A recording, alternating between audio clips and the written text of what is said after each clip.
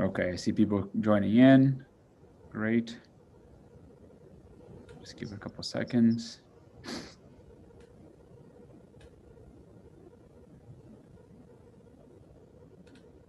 All right, welcome everyone. And while everybody's joining in, we're happy to have today with us economist Valentin Bolotnyy from Stanford University's Hoover Institution.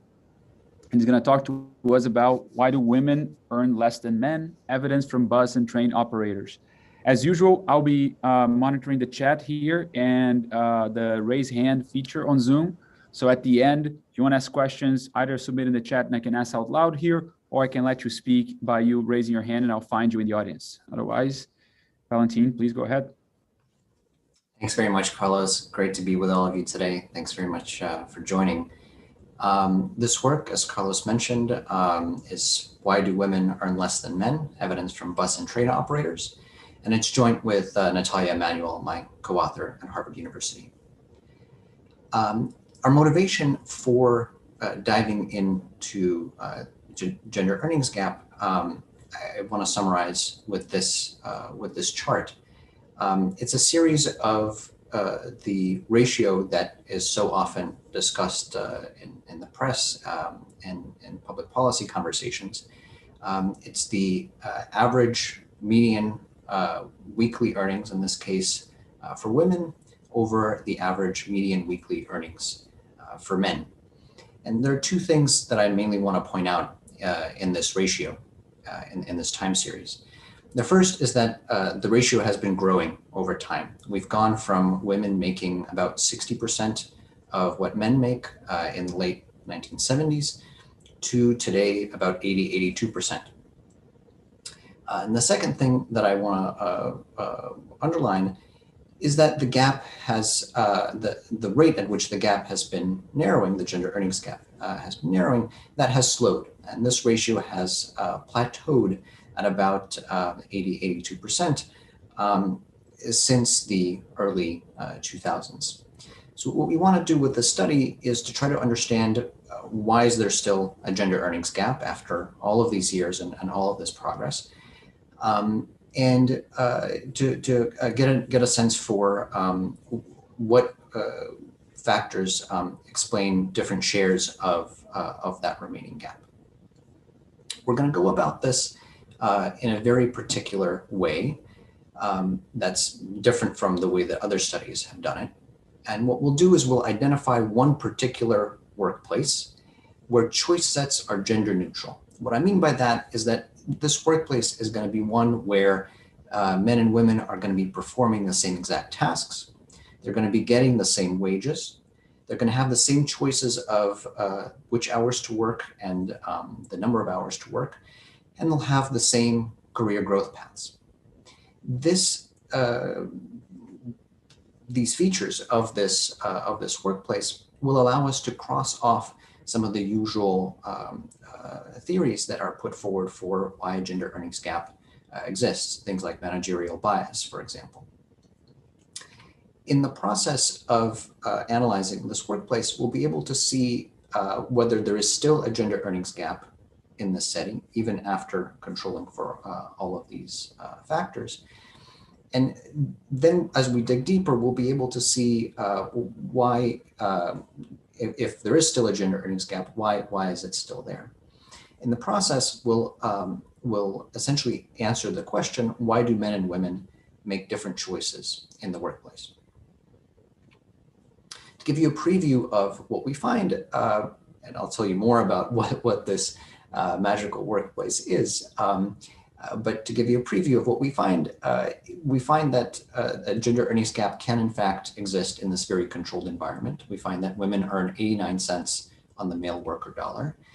Because this workplace has a defined pension plan, this gender earnings gap will carry over also into retirement. And that's something that hasn't been talked about much before, but is a feature of defined benefit pension programs. And we'll see that the gender earnings gap is going to be largest for individuals with dependents, 13% as opposed to 11%. but that it still persists even for those without dependence, or for those for whom we don't see dependence in the data that we have. When we analyze these gaps, we'll see that women and men are responding differently to the same workplace choice sets. Women are taking more unpaid time off and working fewer overtime hours than men. And women are trying to avoid weekend and holiday shifts in the setting more than men. When we analyze our data and our results and a couple policy changes that I'll talk to you about, we take away that more predictable and more flexible schedules are likely to make women better off and to shrink the gender earnings gap. And we think that that's true not just in this particular workplace that we study, but is a lesson that is applicable broadly throughout the labor market. Our roadmap for the rest of the talk, I'll tell you a lot more about this institutional setting and happy to go into more details in the Q&A as well. And then I'll show you what the gender earnings gap looks like in this very controlled environment. We'll then dig into what we can learn from this gender earnings gap. I'll show you that men and women have different values of time outside of work, and that schedule predictability and schedule inflexibility matter differentially to men and women. I'll close by showing you a policy change that happened in this workplace that constricted the amount of flexibility that workers have at work in scheduling. And we'll analyze that and think about what that means for the gender earnings gap, what that means for what is good and not so good for employers to be doing if they want to be addressing this issue. The institutional setting that we focus on is the Massachusetts Bay Transportation Authority, or the T.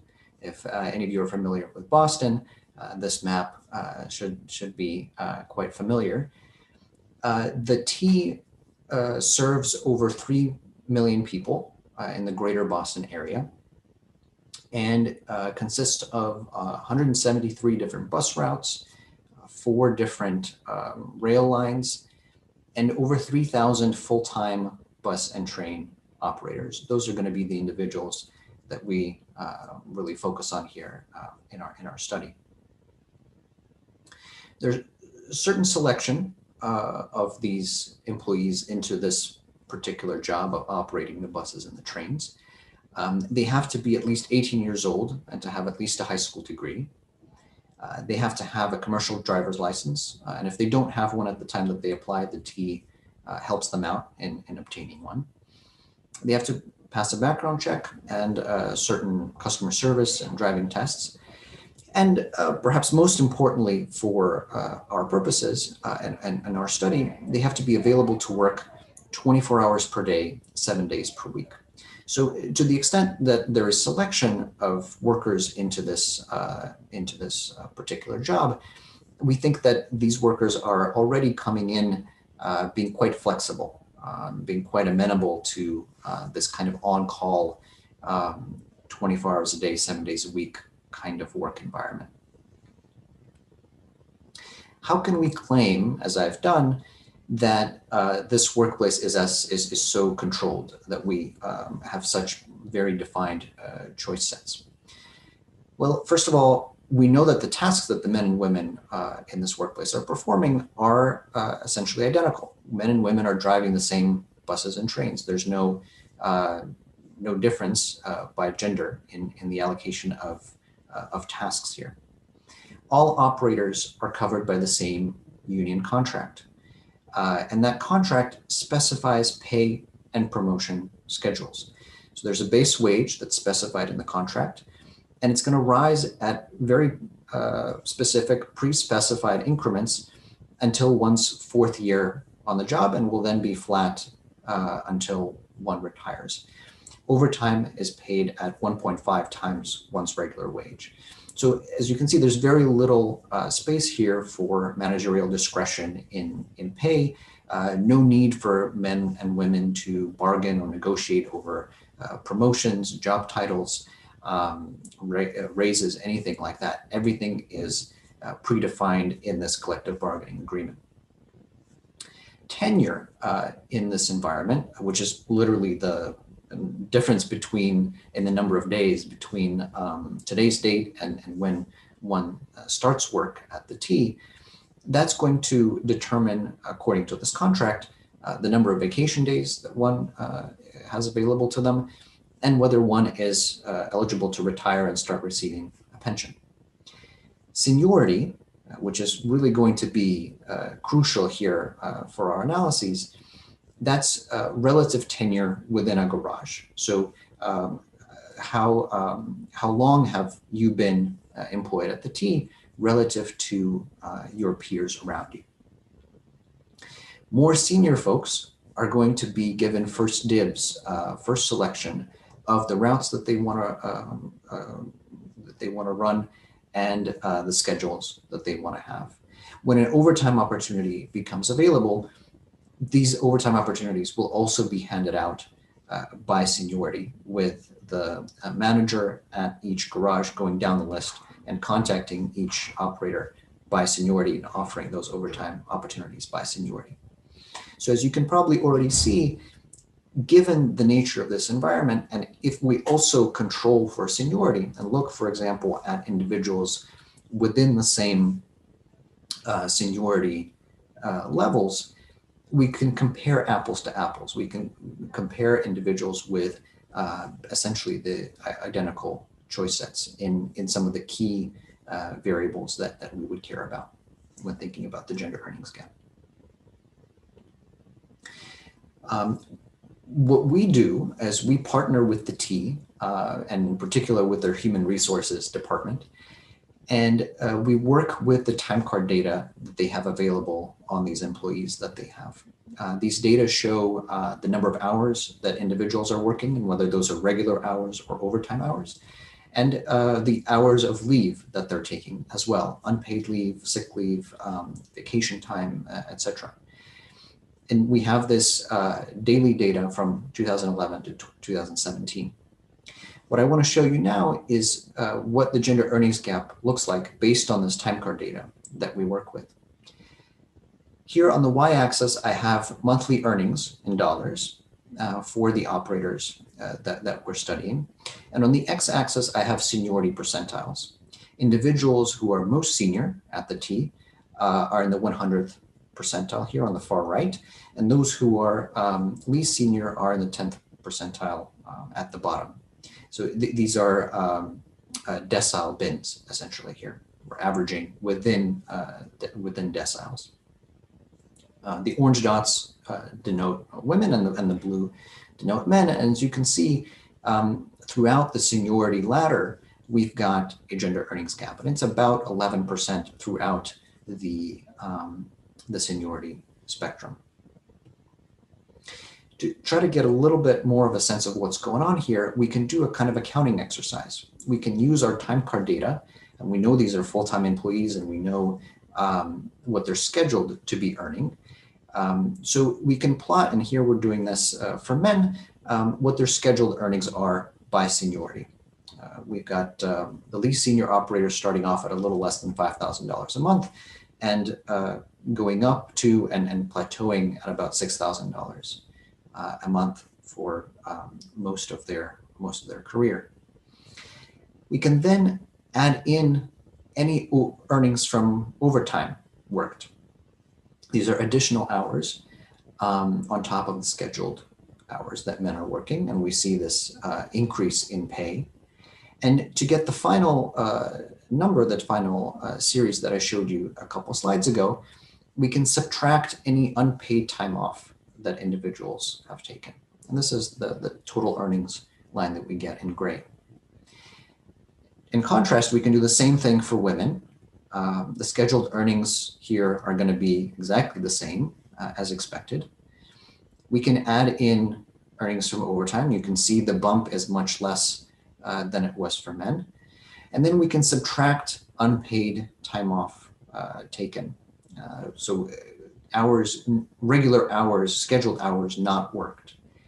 And that is what gives us this final series, a pretty dramatic decrease, where women are actually, until the very highest levels of seniority, making a good amount less than what they're scheduled to earn in this workplace at the T. So you can see already that we've got overtime and unpaid time off really being the key operators in this gender earnings gap. As I mentioned at the very beginning, this is also going to carry over into retirement by the very nature of the way that annual pension payments are calculated at the T and set out in this collective bargaining agreement. An annual pension payment is 2.46% times an individual's earnings in their average of an individual's earnings in their highest earning years, times the years of service. And as you saw in the previous slides, even in the highest earning years where individuals, men and women, have the widest choice sets, we are still seeing women taking more unpaid time off and working fewer overtime hours than men.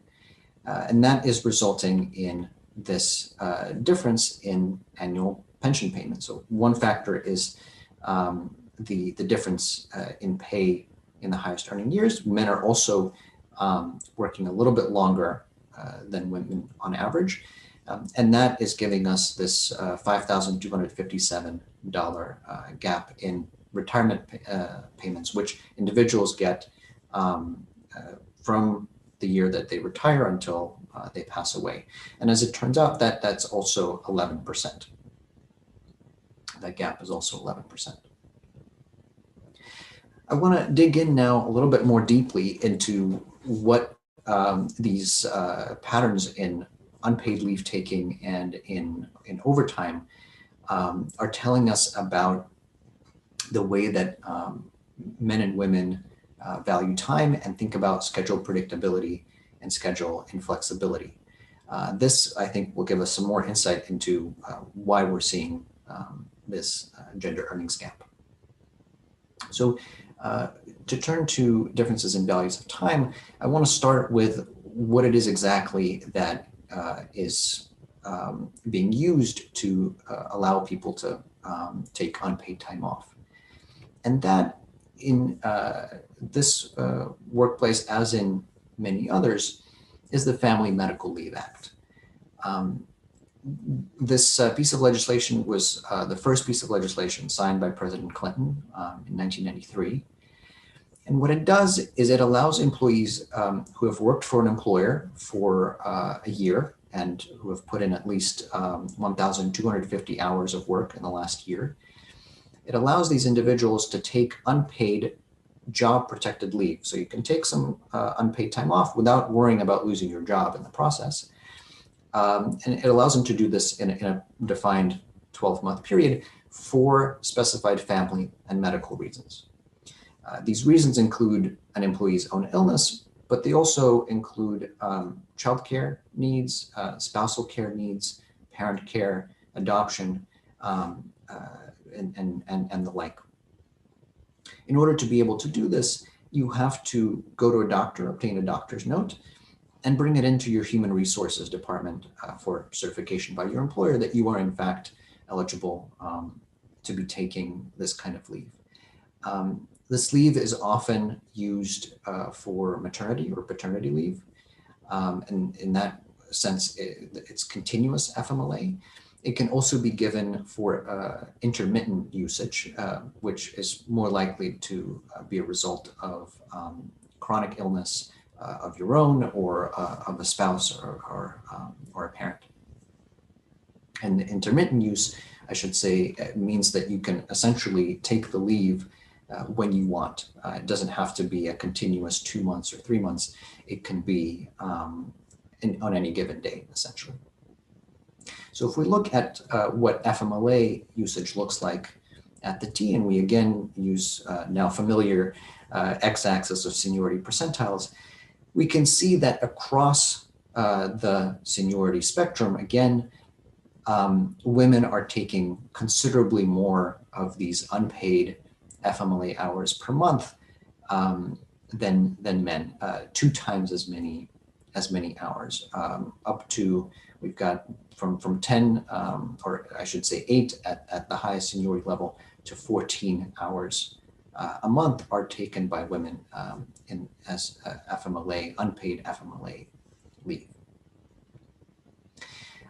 Who are these individuals who are taking FMLA? Well, we have a sense that these are individuals who are running out of sick leave. Sick leave at the T is paid, but there's a very defined small number of days given, and the number of sick leave days actually increases as you get closer to retirement, as tenure increases and as seniority increases.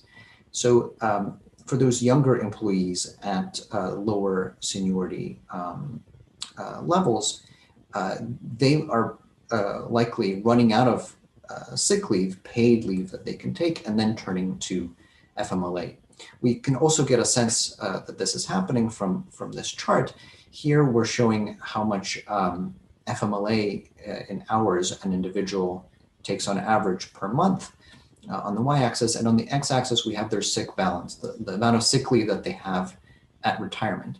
And as you can see, the individuals who generally take the most FMLA per month while they're employees are those who, when they retire towards the end, have no sick leave remaining. Sick leave is something that can carry over from year to year here at the T.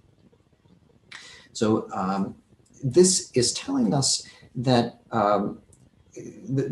from this we're inferring that women have more demands on their time outside of work than men, and that these demands are caretaking related because it's FMLA and sick leave related leave that is operating here, and that these differences in demands lead to differences in values of time, right? So women are more willing to forego income in order to do whatever they need to do outside of work than men. Another piece that gives us insight into differences in values of time between men and women is the way that they interact with overtime opportunities. As I alluded to at the very beginning, overtime, like everything else here, is going to be handed out by seniority. And that gives us an interesting opportunity to use the data that we have to infer whether people are accepting overtime opportunities or declining them, and take from that certain lessons about differences in values of time. So here, just to give you a concrete example of how we're going to go about this, we've got 3 individuals. The largest stick figure is the most senior individual, and then we've got second most senior person and least senior person. And when an overtime opportunity becomes available, a manager is going to offer it first to the senior most individual.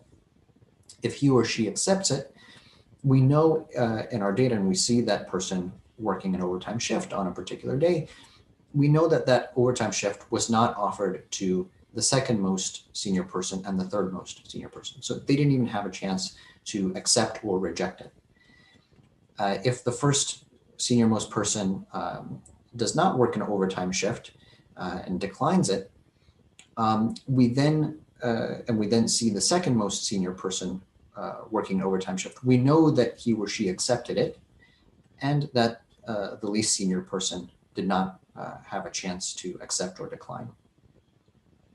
This structure, knowing kind of these rules of the game, and knowing what we're being able to interpret that in the data, allows us to do this analysis where, when we condition on seniority, the probability we can look at these differences in acceptance rates and see that the probability of getting an overtime opportunity is the same for men and women. So within a particular seniority bin, the probability of getting an overtime opportunity is irrespective of gender. We can then see whether conditional on seniority, men and women are accepting overtime opportunities at different rates.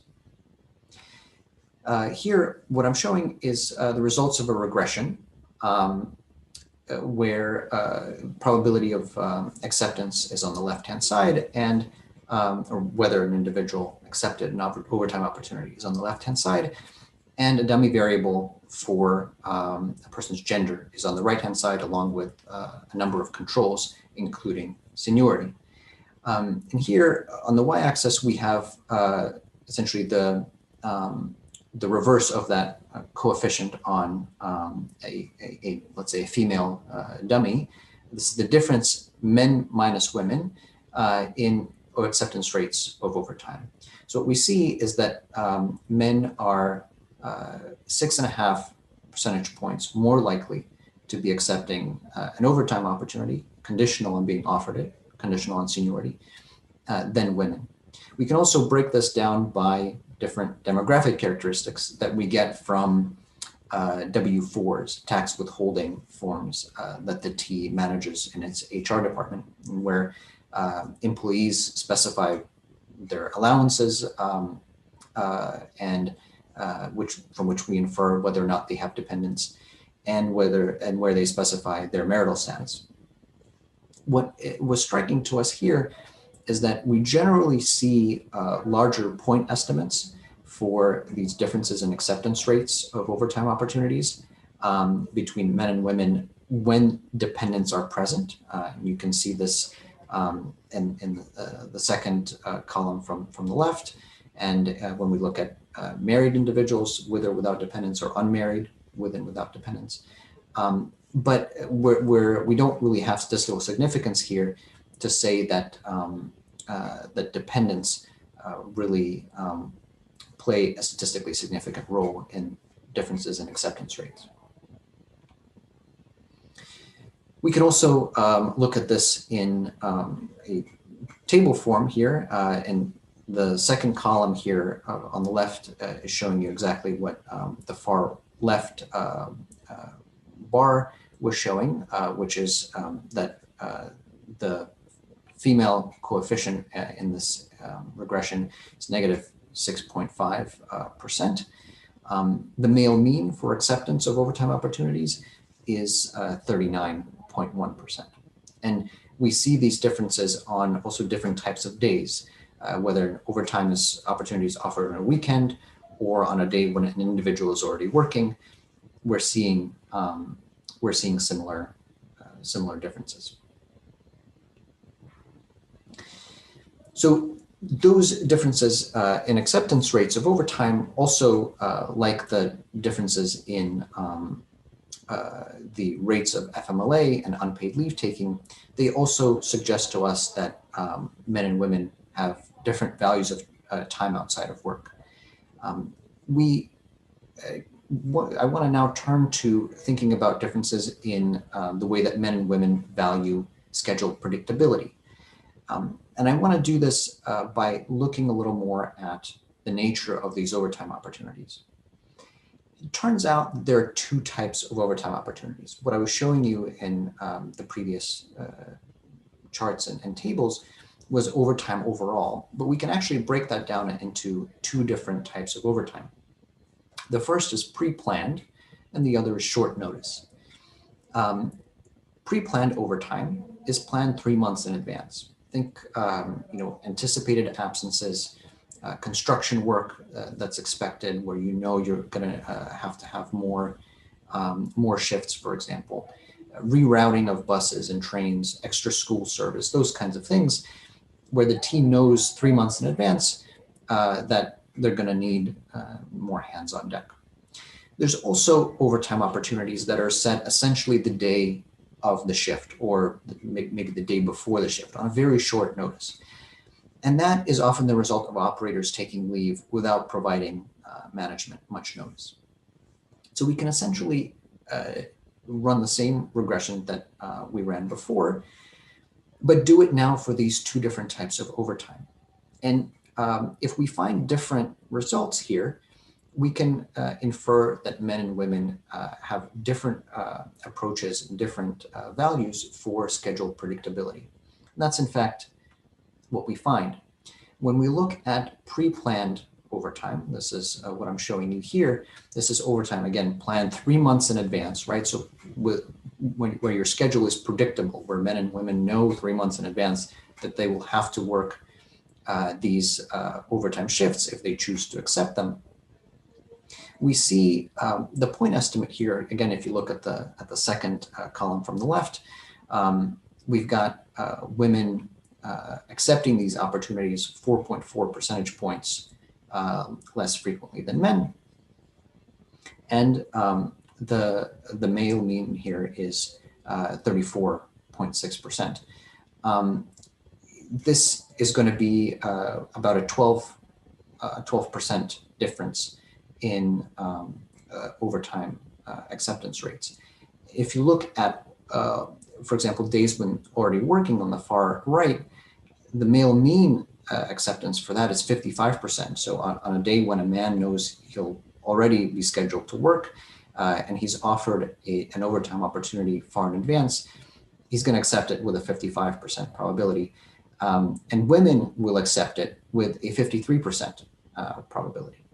So we've got much narrower differences between men and women in terms of acceptance rates here. When we look at short notice, this is where the gaps in percentage terms are considerably larger. We've got men accepting short notice overtime opportunities 9%, 10% of the time, and women accepting those opportunities about 4 percentage points less frequently. So 40% less frequently than men. So here we're seeing, by looking at pre-planned and short notice overtime, that when things are predictable, when schedules are predictable, we see women working fairly comparable hours, even in addition to the 8-hour workday as men. But when we've got things coming up short notice, that's where these differences in overtime acceptance are really showing up widely. Lastly, what I want to do in diving into the dynamics around this gender earnings gap here is look at schedule inflexibility. In order to dive into this feature, I want to tell you a little bit more about the way that schedules are selected at the T. As I hinted with the way that we've got pre-planned and short notice overtime, one is scheduled 3 months in advance, the other is the day before, the day of. This 3 months scheduling window is where operators choose also the regular schedules, their regular hours, their regular routes, in addition to their overtime shifts. They come in every 3 months into their garage. This is a picture of one of these garages. And they walk in by seniority, of course, into a room that is plastered all around, or at least this was the case, pre-COVID. This was in 2018. So not computerized, walking in person into the garage, into a room plastered all around with paper schedules of laying out the routes and the times. And each individual walks around and puts their badge number down, filling in 40 hours of work per week, plus any of this pre-planned overtime shifts. What we can do using our data is see whether there are certain shifts, and we're going to particularly focus on weekend shifts and holiday shifts, whether there are certain features of these schedules that are disamenities. There are things that workers really are trying to avoid. And the way that we can do this is by looking at seniority, right? If for example, a weekend shift is really a disamenity, something that people really don't want to be doing, then we should see the most senior folks being least likely to schedule themselves a weekend shift, and the least senior folks being most likely to be stuck with those shifts. And that's in fact what we see here. The most senior folks on the far right are accepting weekend shifts with a probability of 30 to 35%. And the least senior folks are essentially all stuck with the weekend shifts. What we can also do here is look and see at whether there are differences in scheduling of these unfavorable shifts by gender. And that is also what we see here. Women are less likely to schedule themselves a weekend shift than men as we go throughout the seniority ladder. And that gap is widest at for the most senior folks where the option set is largest. So what we can infer from this is that weekend shifts are unfavorable and that they're particularly unfavorable for women. So there's something about this feature of the schedule that is particularly costly for women to take on. We can do a similar thing for holiday shifts and see a similar trend. What we can then do is ask, how does operator behavior in weeks with these unfavorable shifts differ from behavior in weeks without unfavorable shifts? In other words, there are certain weeks where individuals are going to be stuck with these weekend shifts or holiday shifts. And because there is no shift trading at the T, because there's no way to get around this unfavorable, costly to oneself schedule, do we see differences in, for example, FMLA usage or in overtime work on these days? And are those different by gender? And from that, we can try to get a sense of whether men and women value schedule flexibility or we can say inflexibility differently. What we're doing here is showing the difference in FMLA usage and overtime usage by gender. Women are orange here, men are blue as before. In comparing weeks with a weekend shift with weeks without a weekend shift.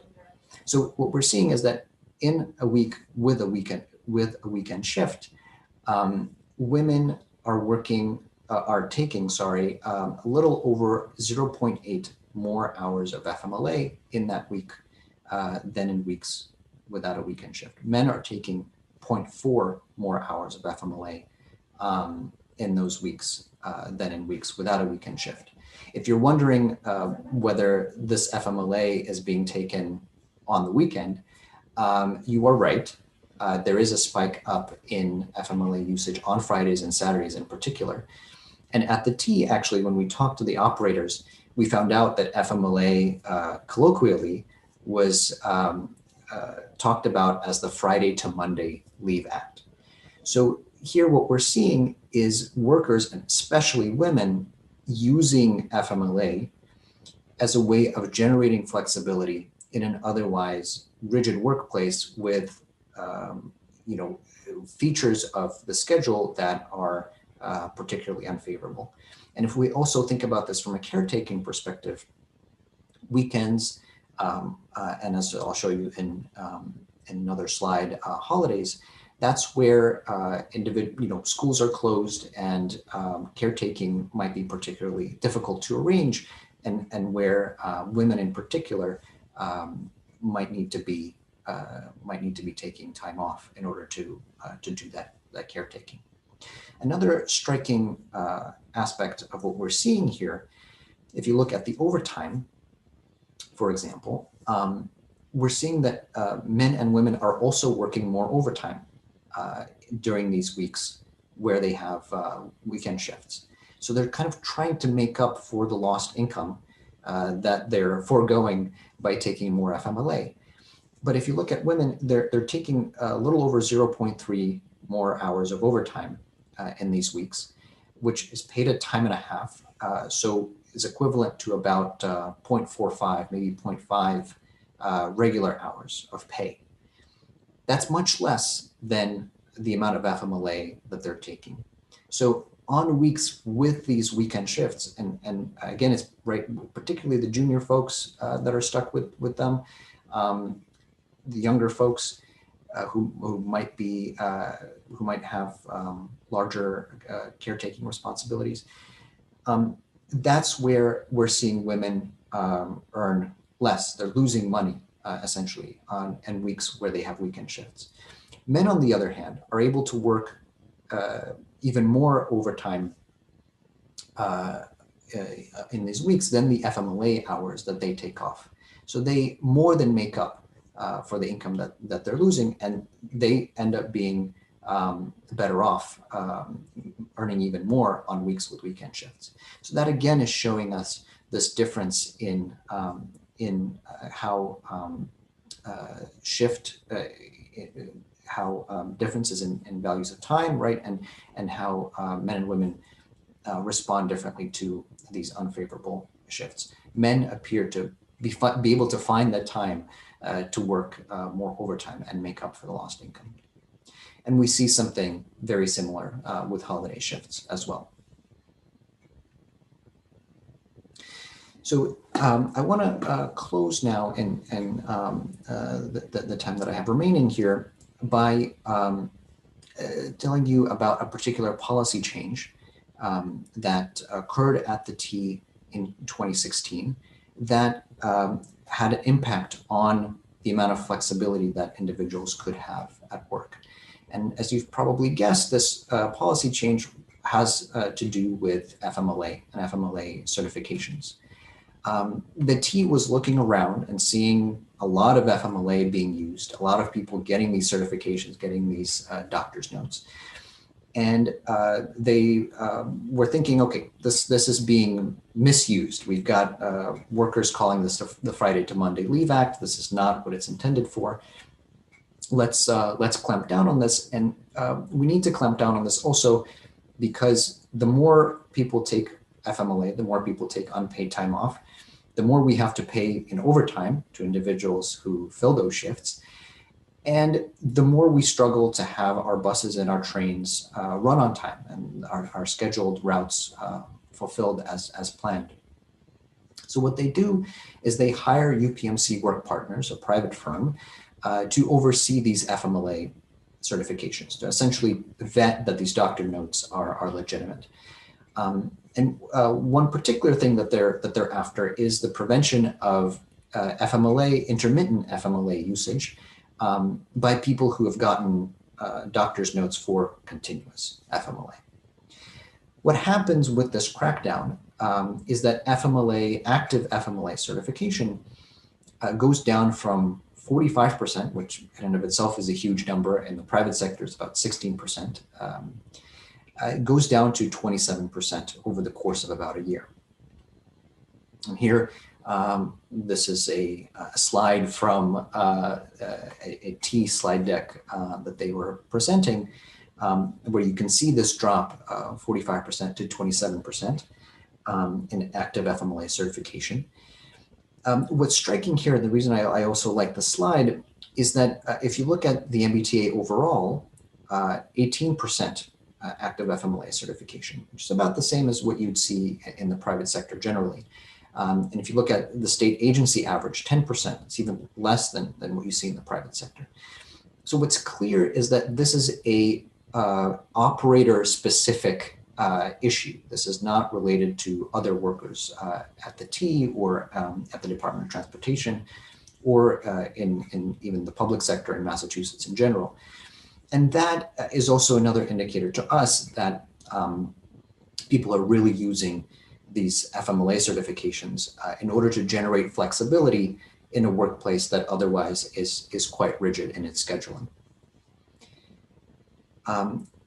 With this clampdown, as we might expect, we see a drop in FMLA hours being used, and in particular, we see this for women. Here, the orange line, the dashed vertical line in the first quarter of 2016 is when this UPMC Partners was hired, and this crackdown on doctor's notes began.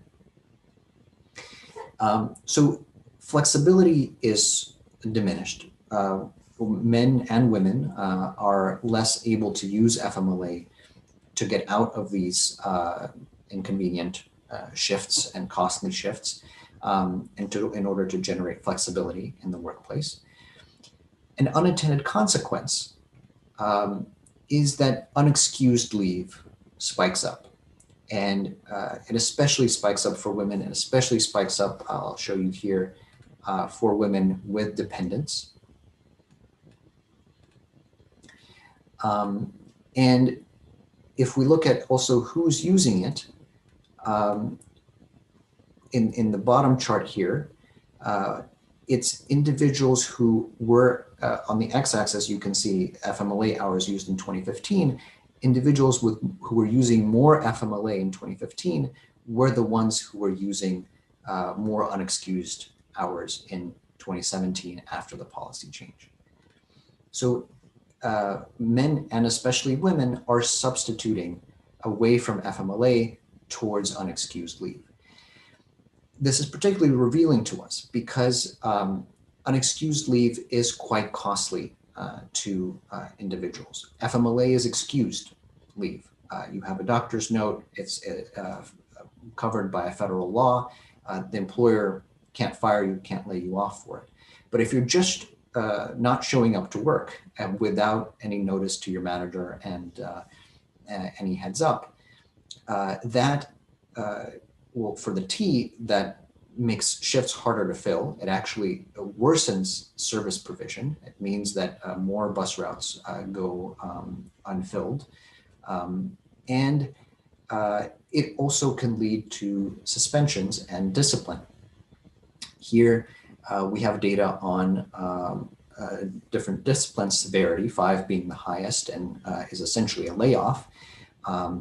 2 and 3, I believe, are different kinds of suspensions. 4 is also a lengthy suspension without pay.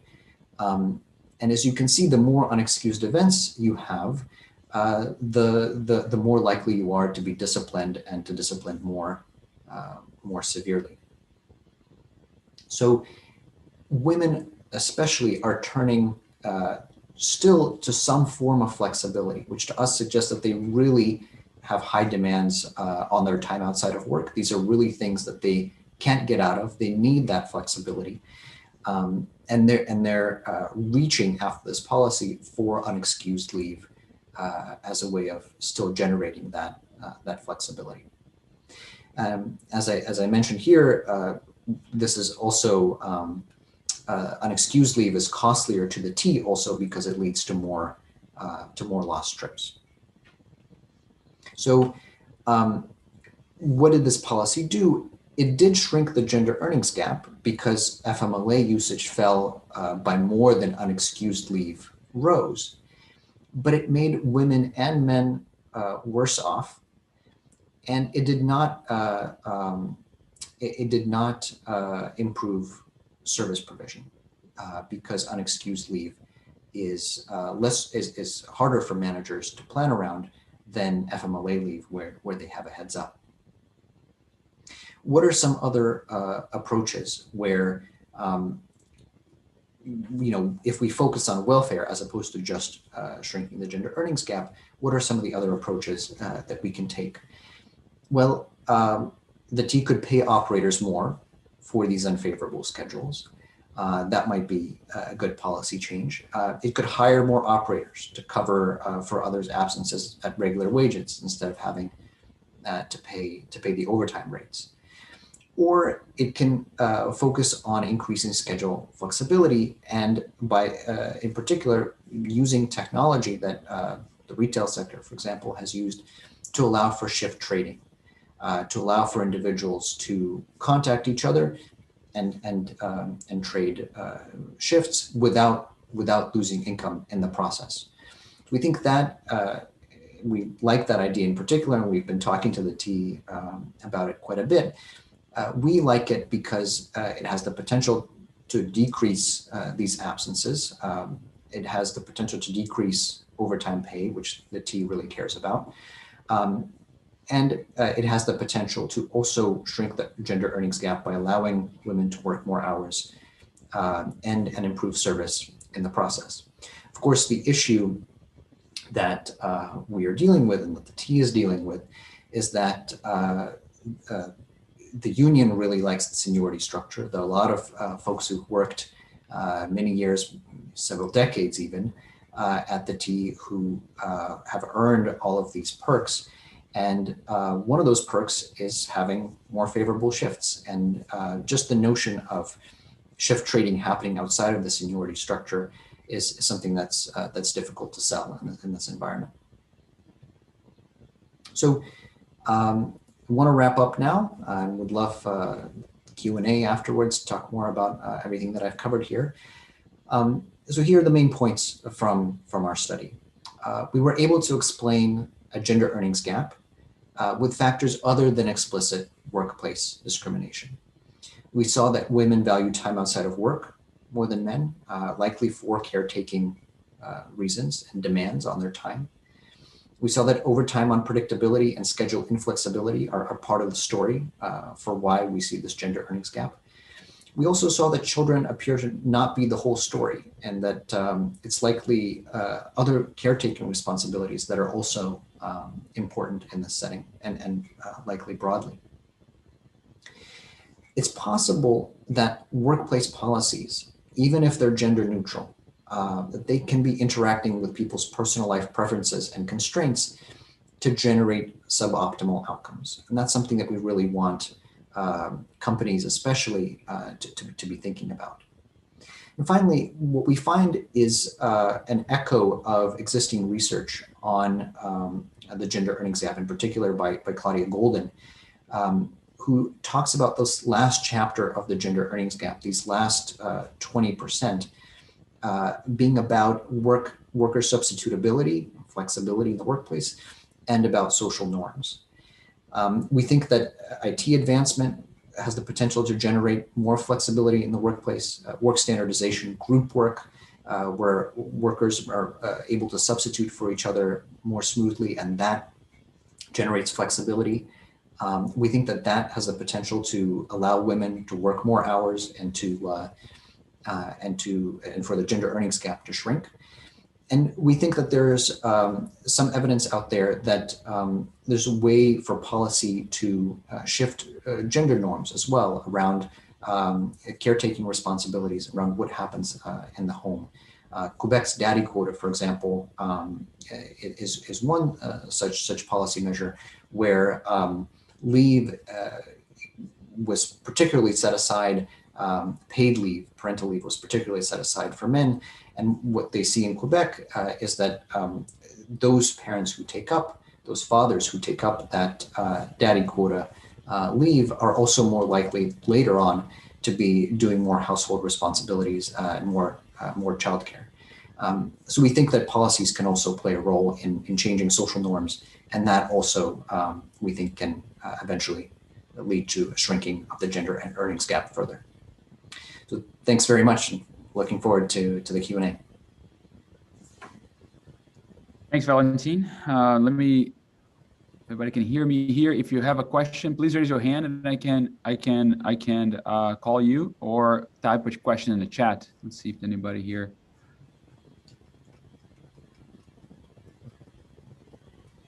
All right, so I have a question before folks are joining in here. In your first statement here, when you say, I just trying to see from what you learn here in terms of the flexibility in particular being such an important aspect of this, how can you extrapolate what you learn in this setting to other settings? What's your view on how much of this underlying causes that you're finding in this study are actually also present in places where we're not talking about, let's say, high school educated folks here? Yeah, I think this story of schedule rigidity is actually, prior to this work that we did, is actually something that has been talked about for higher earning higher education positions. I think another way of thinking about it is work that requires individuals to be on call or to be present in very particular situations, face-to-face interactions. There's no way for you to be working from home. You've got to be face-to-face with the client. It's maybe different now in a post-COVID world, but prior to COVID, this was a lot of why we saw MBAs, for example, coming out of an MBA earning very similar amounts, men and women, but over time, the gap growing. And Claudia Golden has particularly focused in on this and shown that really it's this, the fact that men are more likely to take the role of being on call at work and to take on those jobs that are paying a premium for this rigidity. And women are more likely to choose careers that end up with more flexibility and lower pay. And that's what drives that gender earnings gap between MBAs.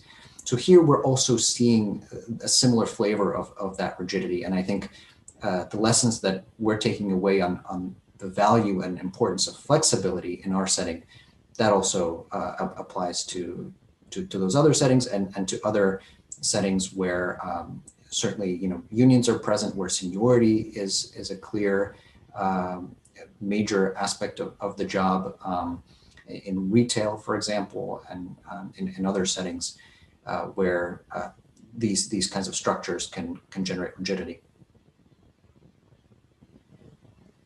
Right, I don't see. I'm trying to look here in the audience. Again, if anybody has a question, please raise your hand. I can call you on it. There's a question in the Q&A. Okay, so I'm reading from the Q&A here. Do you have any data on the time overtime shifts begin? I.e., could it be that women are less likely to accept overtime shifts that begin or end in the middle of the night? Also, what percentage of pay gap is explained by FMLA usage? Yeah, it's a great question. Unfortunately, we don't have the exact times of the shifts, even the regular shifts. So we don't know if something is being done during the course of the day or if the shift is at night. As you saw, all of this has been done on paper up until recently, so we didn't quite have the energy to digitize all of that data ourselves.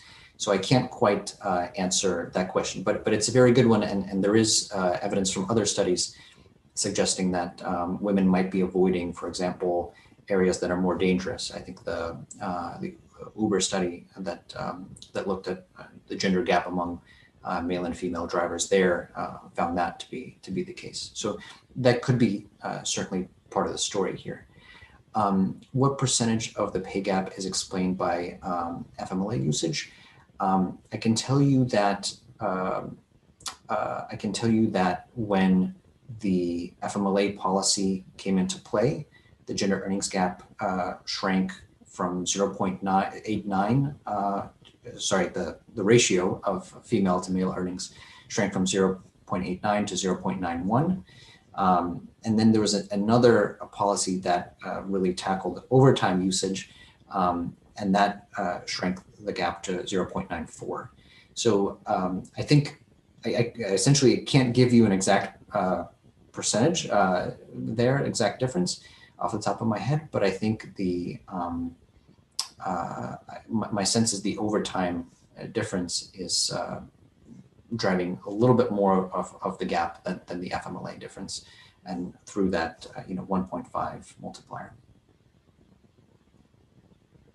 Another question I have, you mentioned COVID as being this sort of shock that we have, that all of a sudden there was maybe more demand on caretaking in household chores as a result of kids not being in school and so on. And there's already some evidence that disproportionately hurt women, right? There's more women dropping out of the labor force as a result of that.